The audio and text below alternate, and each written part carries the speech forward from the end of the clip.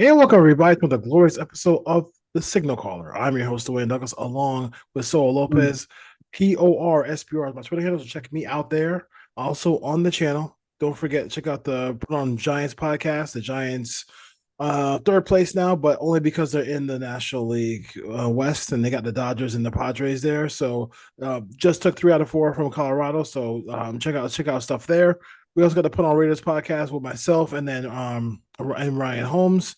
And then we also have we're back in full force with the Student Body Right USC podcast.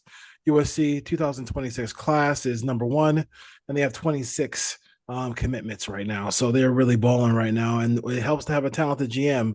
And Chad Bowden is doing his thing. So Lopez is here, my partner here, doing we're doing our thing here with the draft and the signal caller, if you will. We also have an announcement about the signal caller later on in the show. So check us out. Check that out there as I lose my voice. Solo, how you doing today?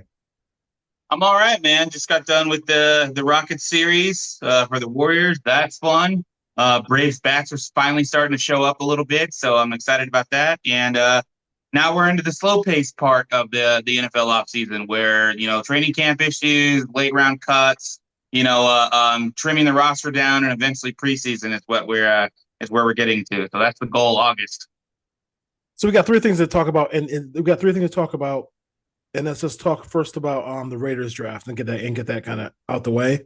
I just watched Thunderbolts.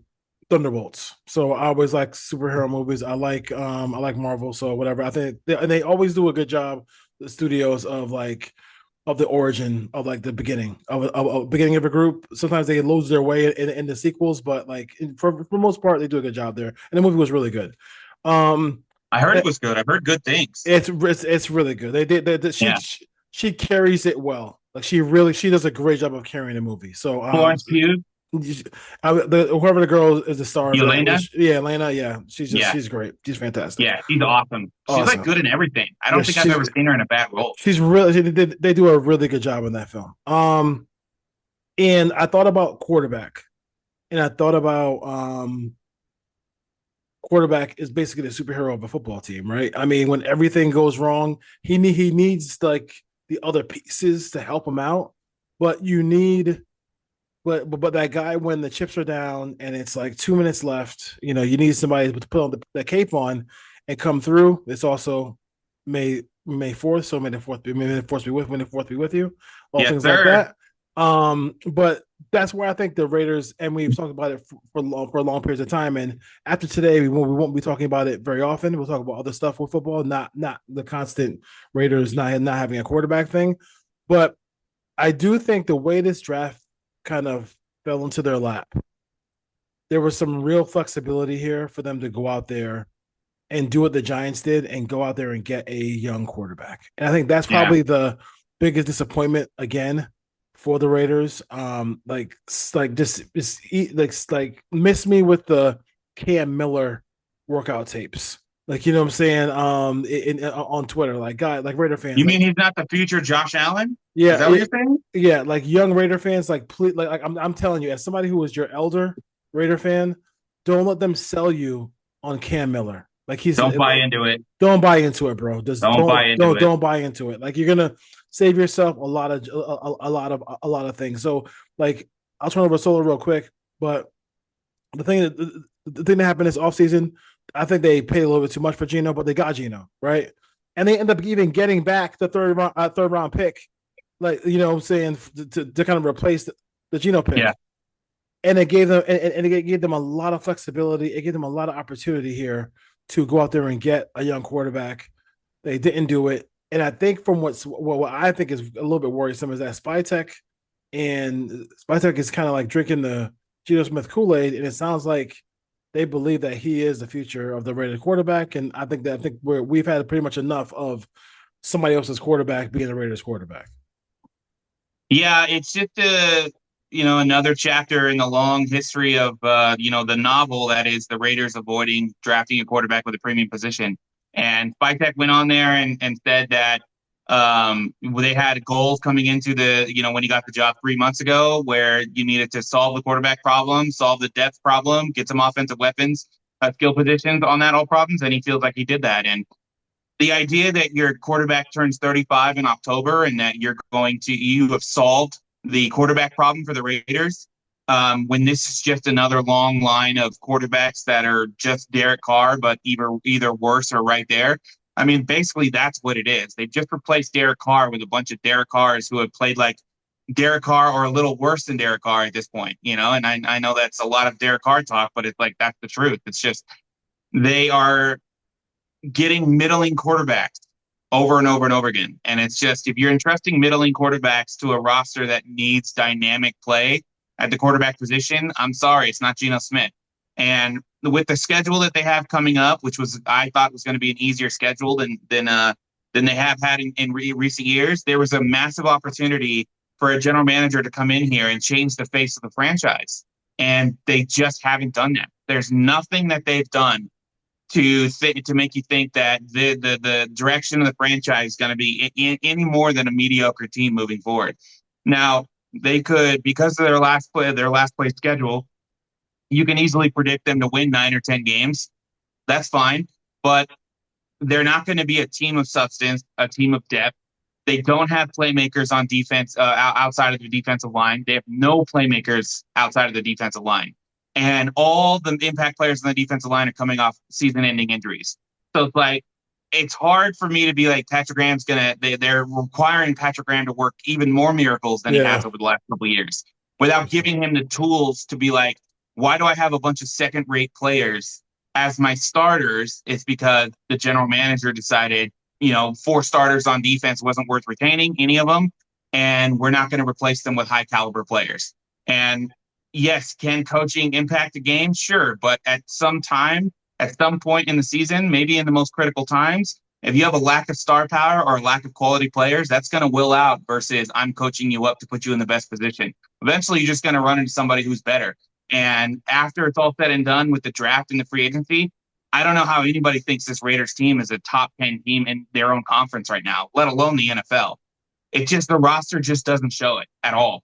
And they can win 7, 8, 9 games based on the schedule and the strength of if Geno can have a couple good games. But if he's not peak Geno like he was 3 years ago, the only season in his career where he was absolutely peak, it's just more of the same. It's just going to be more of the same. So buckle up. It's the commitment to mediocrity again for yet another year for the Raiders. So and they actually had the opportunity to say, hey, like, you know what, we don't love the quarterback class. And like the league said they didn't love the quarterback class outside of Cam Ward, but they could have, like, they still could have got Genty. They could have even still got Beck. They really wanted Beck. And they still could have got Porter. Like, you know what I mean? It might have sacrificed them getting like Carlos Rogers. I'm thinking about Carlos Rogers now. Caleb Rogers, the guard from Texas Tech. It might have been a sacrifice there if they got a quarterback there. Like, and they also had the opportunity to trade back in the first round. And they did just a flyer is all. At this point, at the signal caller, all we're asking for is a flyer on a guy. And if Shadir Sanders goes in the 5th round, I don't care what kind of interview he has, just take the flyer on the guy, just to see if you can get anything out of him. And they just didn't do it, and they won't do it. And it's just another season where we ask ourselves 2 questions at the beginning of every offseason, and every NFL fan should do this. Those 2 questions are you a Super Bowl contender, or do you have the franchise, the future of the franchise at the quarterback position on the roster?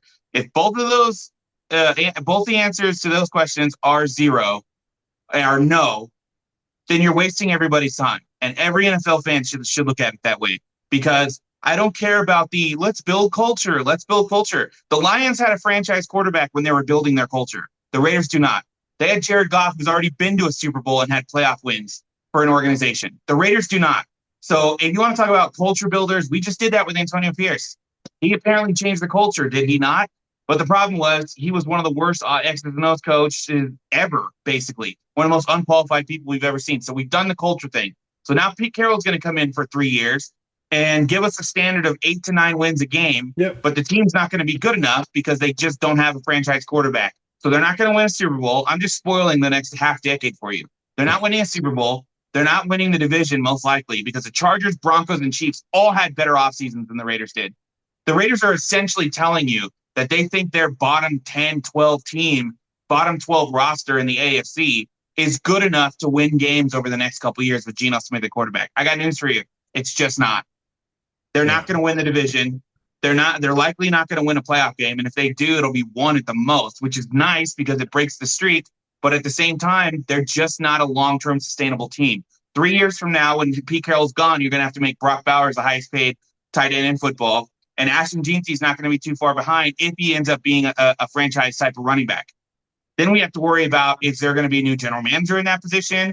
Or is anybody going to draft a quarterback anywhere ever in the top 2 rounds, in the first round or whatnot? It's the same cycle over and over and over again. It's the same exact stuff. And we'll be haters. We'll be the ones that say this is not a sustainable way to build a championship team if you have no quarterback. We'll be the haters, and we'll crap all over all the Raider fans' dreams, and they're all mad and sour because it's the best draft they've ever had, and it's the best offseason because there's adults in the room, blah, blah, blah. All the same shit over and over and over again, as we heard year after year after year, and nothing changes for the team. So build a culture all you want. If you don't have a quarterback, it's not going to matter. So. And by the way, your coach is 74. So if he builds the culture and then goes away, then what does that leave the Raiders? Yes, he can't clone himself. As far as that goes. So listen, that's it. As far as that goes, I mean, I totally agree with the sentiments of Solo. I don't think this is a really good. I don't think the Raiders have done a good job here. As far as just, I mean, had an opportunity to take a flyer, and if Carlos and Caleb Rogers, I wish him the best, but that could have been the pick. Like, just take the guy. Just take a guy there. They didn't do it, and then now we're hoping for Tommy Mullet and Mullet and Cam. Well, Tommy Mullet's not even going to play quarterback. Yeah, but I mean, but he's supposed to be Edelman, right? And then so now we're looking at, like, instead of, here's my thing about the Raiders too, is like, and I'll leave it on this. Instead of trying to find the outlier, the Brock Purdy's, Tom Brady, people like that, Russell Wilson, why not just try to find what actually has been proven to work at least 55 to 50% of the time. I just try it. There's literally like 21 starters in the NFL this year, the 2025 season, that are going to be first-round quarterbacks. Yeah. So, like, you're in the minority now at this point with not taking first-round quarterbacks. You're literally going to be the team that's in the minority, let alone taking a first-round quarterback, but starting a first-round quarterback. The Raiders haven't started a first-round quarterback since when? Yeah, it's been bad. Like, honestly, Kyle Bowler was the last first-round quarterback? EJ Manuel was the last first-round quarterback that the Raiders started? Brutal. Like, think about that for a second. Not only do they not even draft first-round quarterbacks, they don't even roster them with the ability to try to change their careers around. Like, it's we're broken records. It's the same shit every year. We're broken records. I understand it. Probably gets tired of hearing it, but it's like, we're tired of saying it. Yeah. So I'm tired of a new general manager coming in every single year and being like, look what I did. I did good things. We solved the quarterback problem. Yeah. Okay. So you got Derek Carr, but a little better. Sure. That doesn't solve the quarterback problem. I'm sorry to say.